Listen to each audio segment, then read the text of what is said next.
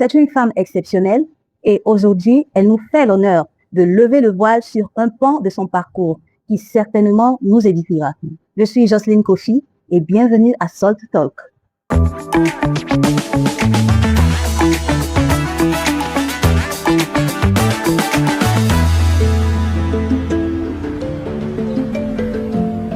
Bonsoir maman. Bonsoir ma fille, comment ça va? Ça va très bien. Bon, je me permets de dire maman, hein, Il n'y a pas de parce problème. que c'est la famille et puis voilà, c'est un signe de respect chez nous, donc comprenez. Ok maman. Oui. Qui est maman? Merci beaucoup pour cette opportunité et également je dis merci à vos audiences ou bien votre audience pour leur disponibilité à tout le temps suivre ce programme que je trouve très nécessaire pour l'éducation destin. Amen. Merci maman. Merci beaucoup. Donc, pour répondre à votre question, maman, les gens m'appellent communément maman Kaboré. Ok. Et mon nom au complet, c'est Véronique Awo Kaboré. Ok, le Awo, la maman, je connais pas. J'ai jamais entendu ça. Hey. Certainement. C'est toujours maman Kaboré, maman Oui, Véronique Kaboré, maman c'est ça. Ok, Awo. Awo. Awo, c'est Awo. d'où? Awo, c'est une fille qui est née un jeudi. Ok. Oui, dans la langue Ewe. Ok, ok, Voilà, je vois. parce que je suis... Ah, d'accord, Voilà. ok. Donc, Awo, Ok. voilà. Donc, maman Véronique Awo Kaboré. Ah, c'est bien rentré, c'est bien noté. J'espère que chez vous également, vous allez retenir Awo. Très bien. Paradoxalement, Awo, dans la langue Ga, dans l'ethnie Ga au Ghana, Awo, c'est grande dame. Ah. Mais chez nous, ça veut dire une fille qui est née un jeudi. Comme dans l'autre langue, on dit Ya, donc chez nous c'est Awo, ou bien Yao, mais pour moi c'est Awo. C'est très intéressant, voilà. Grande dame. En tout cas, vous portez bien votre nom. D'accord, maman Véronique Awo Kaboré. Pouvez-vous nous en dire plus sur vous? Merci beaucoup. Maman Véronique Kaboré est née Véronique Awo Ameou. Ameou, c'est le nom de mon père. Et je suis de nationalité, je dirais, togolo, ghanéenne et burkinabé. Ah, ça fait beaucoup, hein. Un brassage culturel. Oui, papa est d'origine togolaise, ma maman ghanéenne, mon mari est burkinabé. Ah, voilà. Je suis une africaine. Vous pouvez imaginer. D'accord. Donc, juste pour répondre un peu à des complexes comme question, je vais quand même résumer. Comme je disais tout à l'heure, mon père est d'origine togolaise, mais il a vécu toute sa vie au Ghana. Donc, c'est ici, il a rencontré ma mère et je suis né au Ghana. Mais à l'âge de 8 ans, mon papa devait retourner chez lui. Et alors, moi et puis mes cadets, nous étions partis au Togo avec mes parents. Donc, c'est là-bas, peut-être que vous allez remarquer que mon français vient de là-bas. J'ai étudié là-bas jusqu'au niveau secondaire. Et en 1995, j'étais revenu sur ma terre natale, qui est le Ghana, pour continuer les études. Et j'ai eu la grâce de Dieu de faire l'anglais, les cours d'anglais. Après ça, j'ai passé un concours d'entrée en classe de secrétariat bilingue de direction à une école renommée qu'on appelle Ghana Institute of Languages. Donc, département du secrétariat bilingue de direction. Donc, voilà un peu en ce qui concerne mon parcours scolaire. Et après cela, Dieu a ouvert des portes. J'ai travaillé avec une société multinationale qui s'appelle Goodyear Africa Limited en tant que assistante personnelle au président directeur général. De là, j'ai travaillé avec une multisociété aussi. Donc, mon employeur avait beaucoup de sociétés.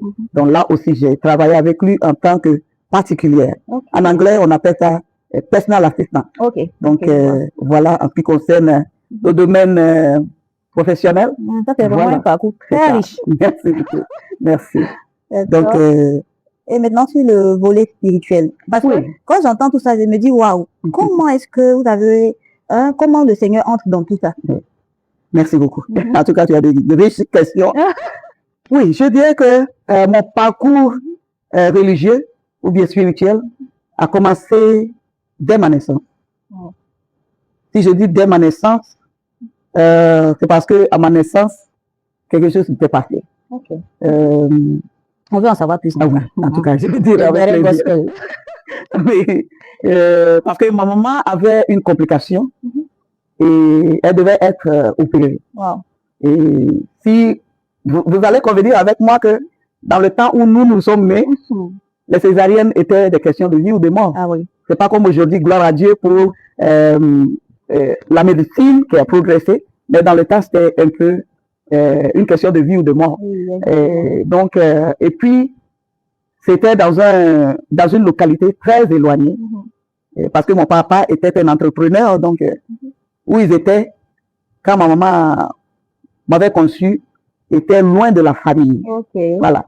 Et c'était difficile. Oh. Mais Imagine un peu. la grâce de Dieu Amen. a opéré Mhm. qu'au moment où c'était vraiment difficile, le Seigneur m'a fait retourner dans le ventre de ma mère. Wow. Oui. La raison de la... Je comprends pas. Retourner comment? Oui. Expliquez parce que Voilà. vous n'étiez pas bien positionné, c'est ça? Et Exactement. il nous a fait changer de De position. position. Ah, opération Exactement. interne. Oui. Oui. Sans ouverture Oui. surtout. Ah, le Seigneur est puissant. Oui. Alléluia. Mhm. Donc, ça s'est passé que quand ma maman a commencé à avoir les douleurs de l'accouchement, Oui. les sages-femmes ont constaté que j'avais ma tête en haut. La position anormale. Et Oh. c'est les pieds qui étaient En bas. en bas. Et donc, ils ont essayé quand même, parce qu'il arrive des moments où les gens peuvent accoucher. Mhm. Ils peuvent accoucher avec les pieds d'abord. Mhm. Mais moi, mon cas, quand elle poussait, c'est un pied qui sortait. Au lieu que les deux sortent ensemble, c'était un pied. Mhm. Et donc, les sages-femmes étaient obligés de pousser L'enfant. le pied, Ah. afin que les deux puissent sortir ensemble. Et lorsqu'ils repoussaient l'un, L'autre sort. c'est l'autre qui sortait. Ah là là. Et donc, vous pouvez imaginer, quand un pied sort, l'enfant ne peut pas sortir parce que l'autre... Mm. Oui, donc, c'était vraiment difficile Ouais. et il fallait opérer. Il n'y avait pas d'autre solution Ah, c'est clair. qu'une opération. Mhm. Et ma maman m'a dit que elle a crié au Seigneur. Elle a crié au Seigneur parce que la douleur était vraiment insupportable. Wow. Et une parole qu'elle a prononcée, Mhm. c'est Seigneur, aie pitié de moi. Oh. Aie pitié de moi. Mm. Parce que en ce moment, on n'avait même plus la force Oui. de prier. Ah, c'est clair. Tous les mamans seront d'accord avec moi, C'est clair. avec cette douleur. Mm. Mais elle a crié seulement, Seigneur, aie pitié de moi. Wow. Et à la prononciation de ces paroles, Mhm. selon elle, Mhm. tout d'un coup, elle a senti comment dirais-je, un mouvement violent dans son ventre. Wow. Allez. Ah. Donc, Maman, attendez. Ça devient intéressant. Donc, si je comprends bien, mhm, comme vous avez dit, vous étiez renversé, c'était le pied qui venait. Oui. Et après l'avoir dit, Seigneur, aie pitié de moi, automatiquement, vous êtes retourné Oui. dans le ventre. exactement. Ah. Exactement, c'est ce que le récit que ma mère m'a donné. Wow. Faut dire que ma mère s'est donnée à Christ Mhm. à jeune âge. Donc, mes parents étaient déjà membres de l'église de Pentecôte Quand vous êtes né. quand ils m'ont conçu. Ok, donc, Voilà, donc Voilà. c'était déjà une chrétienne ok. baptisée par immersion. Wow. Voilà, donc c'était ça en ce moment-là. Il n'y avait qu'une seule chose à faire. Mm. Avec toutes ses forces, elle a demandé que le Seigneur lui pardonne ses péchés pour avoir pitié d'elle. Et selon elle, dès qu'elle a prononcé cette parole, elle a senti un mouvement violent dans son ventre. Wow. Et tout d'un coup, elle a senti que j'étais en train de forcer voilà, le bébé poussait et elle a commencé à crier, appeler les sages-femmes. Wow. Et que le bébé sort, les sages-femmes ne croyaient pas. Mais c'est étonnant. Oui, parce que elle pensait que avec cette position-là, si ce n'est pas une opération, il n'y a rien à faire. Possible. Et donc, elles hésitaient Mhm. et moi, je n'avais pas attendu. Ah, Avec vous une étiez prêt. force, j'étais sorti. Et c'est quand elle a poussé maintenant que les sages-femmes ont vu que L'enfant venait. l'enfant venait et ils se sont dépêchés pour venir m'accueillir. Ah. Et voilà, je dirais que pour un parcours spirituel, Mhm. je pense que ça a commencé dès cet instant-là. Maman, il faudrait que je dise quelque chose à Oui. quelqu'un. Vous savez, ce que vous venez de dire tout à l'heure, ça édifie beaucoup. Et j'aimerais encourager toute personne qui passe par des situations difficiles pour dire que rien n'est impossible au Seigneur, que nous adorons, le Tout à Seigneur fait. Jésus-Christ. Une situation qui paraît méditalement impossible. C'est du surnaturel, du spirituel. Oui. Et Dieu est capable de changer ce qui est naturel en quelque chose de surnaturel. Amen. Croyez en Christ. Ne doutez jamais, hein, parce qu'il est capable de toutes choses. Maman nous a dit tout à l'heure que sa maman a dit, Seigneur, aie pitié. C'est-à-dire, c'était une forme de repentance, de cri, c'est-à-dire de toute son âme. Elle demandait au Seigneur de lui venir en aide, d'avoir pitié, c'est-à-dire de ne pas regarder, pas qu'elle mérite la chose, mais elle espérait en Christ. Et de toutes ses forces, elle a fait sortir cette phrase écrite sur le son automatiquement. C'est ça, maman. Oui. L'enfant, disons, votre maman a changé de position et a commencé à venir. Tout est possible à Christ. Amen. Tout est possible à celui qui croit. Donc, Amen. n'abandonnons pas. Amen. Ok, maman. Donc, Oui. vous naissez de façon extraordinaire, on va dire. Voilà. Et par la suite, vous êtes déjà dans une famille chrétienne. Exactement. Donc, on suppose qu'au fur et à mesure, vous recevez des leçons à l'église, Mhm. l'école du dimanche et tout et tout. Mhm. Mais comment vous vous retrouvez dans la chorale? Parce que c'est là que moi, je vous ai rencontré. Pour ceux qui ne savent pas, maman chante. Hein. Elle est dans notre chorale ici. Comment est-ce que vous êtes retrouvés dans la chorale, dans la musique, disons? D'accord, merci beaucoup.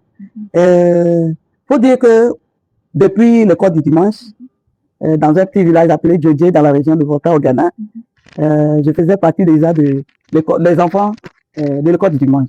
Je ne peux pas appeler ça chorale des enfants, parce que nous partions juste au cours les dimanches, et puis on chante, on récite et tout ça. Donc, j'ai même des récits à Névé, parce que c'était une localité dans un village. Okay. Donc, on ne parlait pas aujourd'hui, on parle la langue française ou anglaise. C'était à Névé.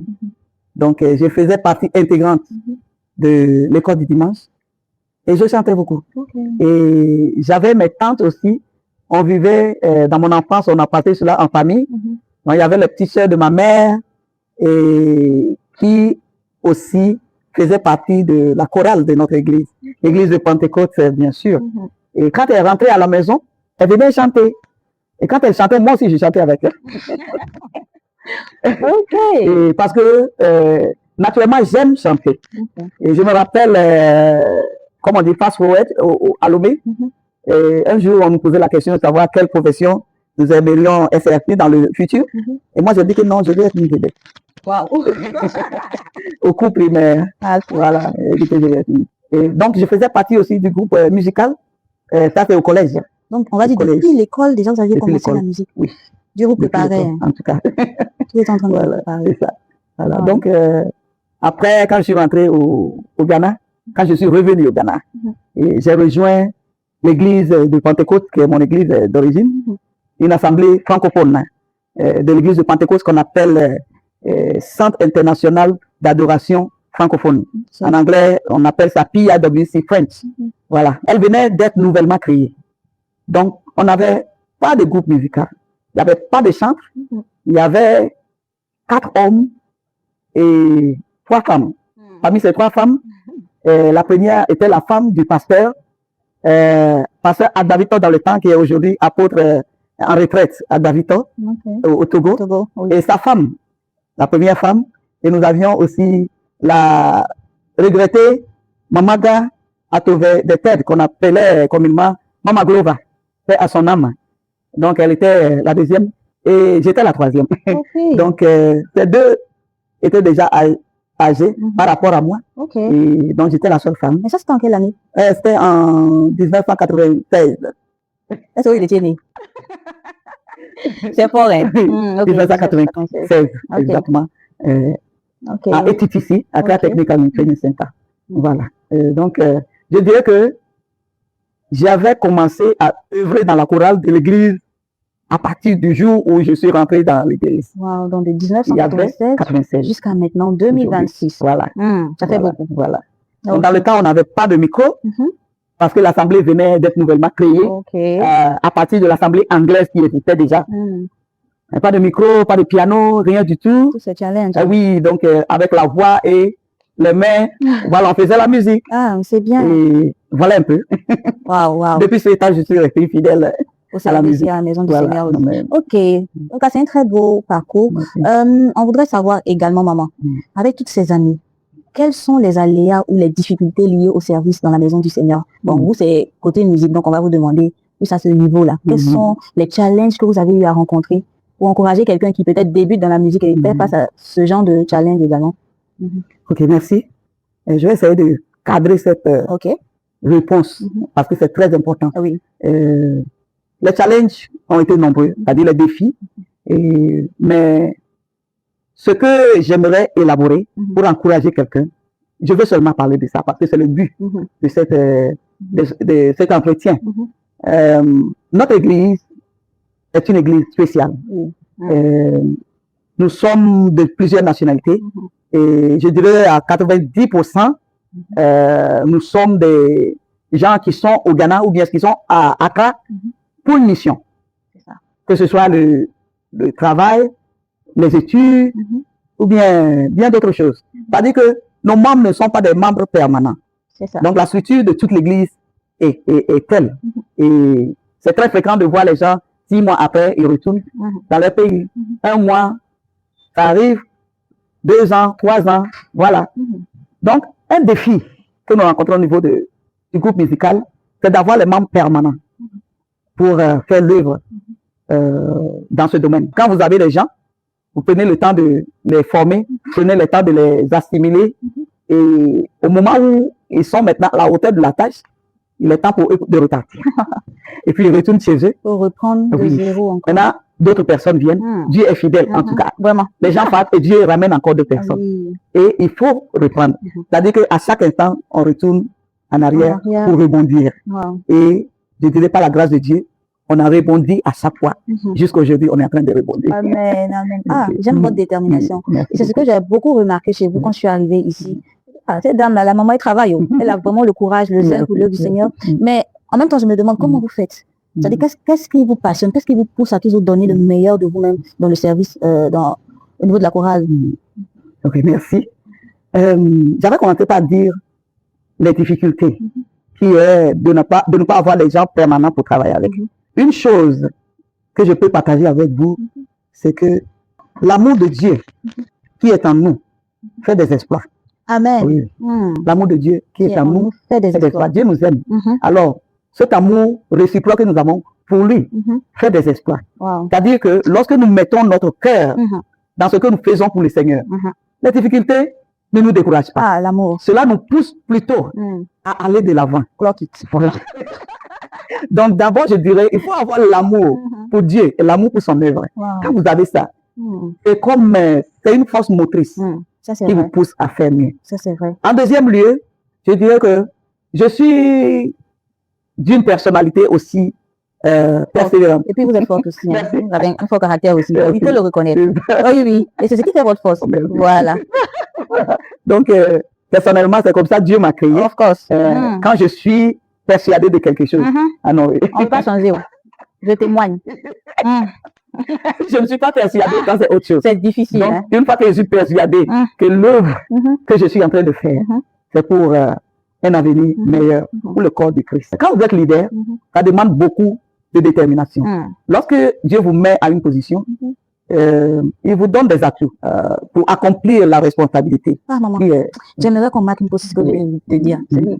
Lorsque vous avez dit que lorsque Dieu vous confie quelque chose, il vous donne les atouts pour accomplir ces choses. Et c'est tellement vrai, parce que souvent on se dit, ah, comment je vais faire? On pense que la chose est charnelle. C'est-à-dire, si on nous demande d'accomplir une tâche, est-ce qu'on sera à la hauteur? Non, moi, je peux pas faire ci, je peux pas faire ça. En oubliant qu'il y a quelque chose forcément que Christ a mis en nous. Peut-être qu'on ne le voit pas maintenant, mais que nous sommes amenés à développer ou qui va ressortir au fur et à mesure que nous serons en train de faire ce que Christ nous demande exactement de faire. Et c'est vraiment un encouragement pour chacun de nous. Nous avons du potentiel, nous avons du talent et faisons ce que nous devons faire. Faisons ce qu'on nous demande de faire par la volonté du Christ surtout. Voilà. Poussons, faisons tout, donnons tout notre possible. Prions, demandons au Seigneur de nous révéler ces capacités-là enfouies en nous. Parce que souvent, comme on dit, c'est face au danger, hein, quand on sent de quoi on est vraiment capable. Voilà. Donc, il faudrait travailler sur nous-mêmes pour développer ces talents-là. C'est vraiment un point important. Oui. Donc, je disais tout à l'heure que lorsque Dieu vous donne une responsabilité, il vous donne des atouts. Et une des choses que moi j'ai remarqué personnellement dans ma vie, c'est que à chaque moment où je suis, ou bien j'ai été confié une tâche, souvent c'est comme des révélations. À chaque niveau, mes idées viennent. Chaque fois que vous êtes arrivé à un niveau où il faut prendre une décision, personnellement, cela me vient. Je reste là en train de méditer et puis je reçois des idées. Et très souvent, quand je reçois ces idées, je suis convaincu que c'est la bonne idée. Et en ce moment, ce que je dois faire, c'est de mettre ça en pratique. Et je pense que c'est ça qui a été aussi ma force. Oui. Parce que, en tant que dirigeant, si vous allez tout le temps changer d'avis, il y a des défis à ça aussi. Il y a des moments où il faut changer d'avis. Mais il faut bien analyser ce pourquoi vous devez changer d'avis. Par exemple, je reçois une idée et au fond de moi, c'est une bonne idée. Et là, si par exemple je propose ça au groupe et le groupe dit non, non, non, il faut que j'attende un peu que je regarde. Et si vraiment les raisons que le groupe donne, ou bien quelqu'un du groupe donne, vont de pair avec ce que je ressens dans mon esprit, pourquoi pas?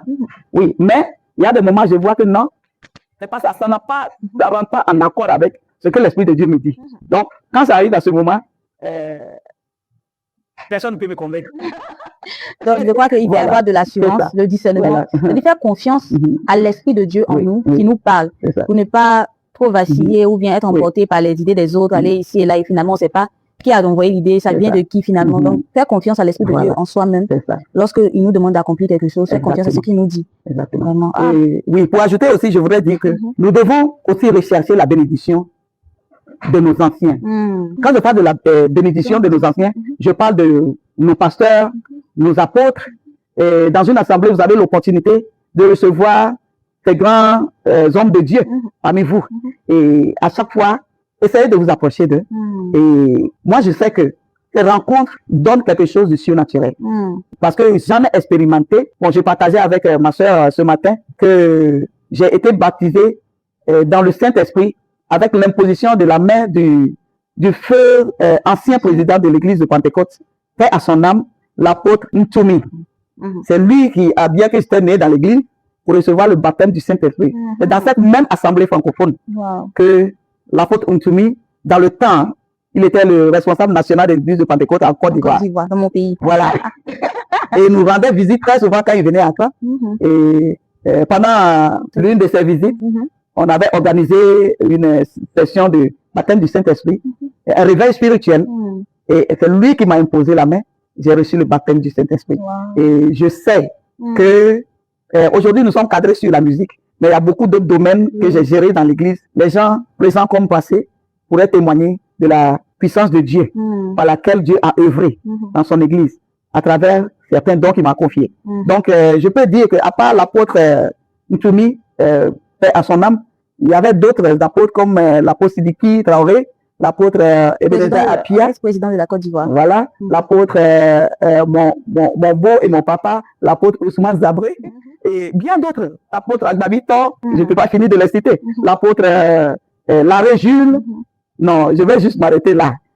Et Dieu nous a ramenés côte à côte avec ces grands hommes de Dieu. Et je pense que même quand ils nous disent que Dieu vous bénisse, cela a des impacts. Mais maman, pour que cela ait de l'impact, je crois que c'est parce que vous avez reconnu l'autorité en eux, c'est-à-dire l'autorité spirituelle. Parce que si, la Bible même le dit, hein, si vous recevez un homme de Dieu, ou bien un serviteur de Dieu, ou un prophète dans sa qualité de prophète, vous lui donnez un verre d'eau en qualité de prophète, vous allez recevoir aussi la bénédiction du prophète dans votre vie. Et je crois que c'est parce que vous reconnaissiez déjà qu'ils étaient au-dessus de vous spirituellement, c'était des autorités, ce qui permettait, ça ouvrait déjà une porte à l'aide bénédiction d'entrer dans votre vie. Donc quand vous receviez la bénédiction, que vous disiez que Dieu vous bénisse et que vous disiez Amen, ça entrait. Mais si c'est quelqu'un que peut-être vous ne considérez pas, je prends un enfant qui vient dire, et puis il te dit que Dieu te bénisse, tu dis Amen sans considérer, ça n'a pas d'effet. Mais parce que vous reconnaissez l'autorité qu'ils sont pour vous, mais cette autorité spirituelle-là, ça ouvre des portes. Et c'est vraiment important de reconnaître cette autorité-là. Tu as tout à fait raison. Dans nos cultures africaines, on nous apprend à respecter les aînés. Oui, donc je pense que dans le domaine spirituel aussi, c'est très important de respecter les aînés. Oui, aujourd'hui, il y a beaucoup de gens, une fois qu'ils commencent à manifester un peu de dons spirituels, c'est fini. Mais gloire soit rendue à Dieu pour l'église de Pentecôte. Amen. Je pense que dans l'église de Pentecôte, nous faisons beaucoup un effort pour nous soumettre à l'autorité spirituelle de nos pères. Et cela a des bénédictions, comme elle a dit. Cela a des bénédictions, un mystère. Comme la Bible dit, l'humilité. Précède la gloire. Exactement. Donc, il faut que nous soyons humbles, il faut que nous rabaissons devant nos pères, afin que leur bénédiction puisse aussi nous toucher. Amen. Oui. Amen. Ah, j'ai vraiment pas envie qu'on arrête parce que j'apprends tellement de choses avec vous ce soir, mais malheureusement, toute bonne chose a une fin. Donc, maman, Mm.